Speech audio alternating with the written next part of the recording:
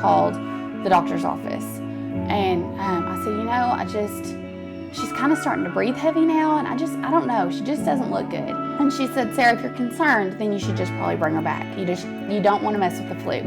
By the time we pulled into the doctor's office, she was great. And she was breathing like she had run a marathon. I mean, the child's heart was beating out of her chest. Jana looks at me and she says, Sarah, I will let you go take her to the hospital if you promise me that you will go straight there. I won't call an ambulance, but you have to go straight there. Her glucose was in the thousands and her ketones were above 150, and I had no idea what that meant. Dr. CHRISTUS just looked at us and he said, Faith has type 1 diabetes and she's in severe diabetic ketoacidosis.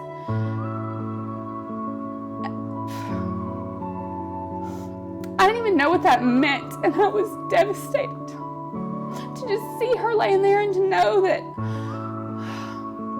I didn't know what it meant. I just knew that it was bad. And he told us, he said, she's very sick, and you're very, very lucky that you brought her back in because she didn't have very long. She was hours from death.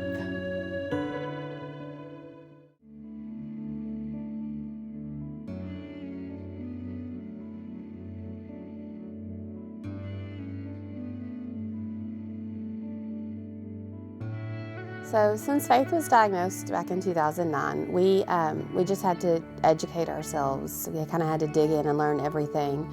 Because she was the youngest in our area to be diagnosed, there weren't a lot of people for us to call on for advice. So Dr. CHRISTUS and I figured it out. And so we learned together, and she did really well. We had some rough times in the early years. And 4 years to the day later, Hopi walked in the kitchen where I was standing at the sink drinking a glass of water, and she just began to run to me, and she was just like clawing at her neck. It was like this animalistic thirst. She wanted the water that I had. And as soon as I saw that, the hair stood up on the back of my neck, and I knew immediately. I handed her the water and I checked her blood sugar, and she was over 300.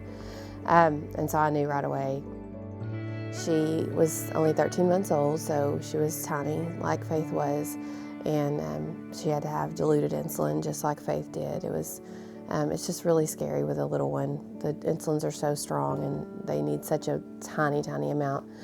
And so then there were two, and we came home and we figured out how to do that, multitasking and all those things that I could sort of just focus on Faith with that, but that wasn't the case anymore.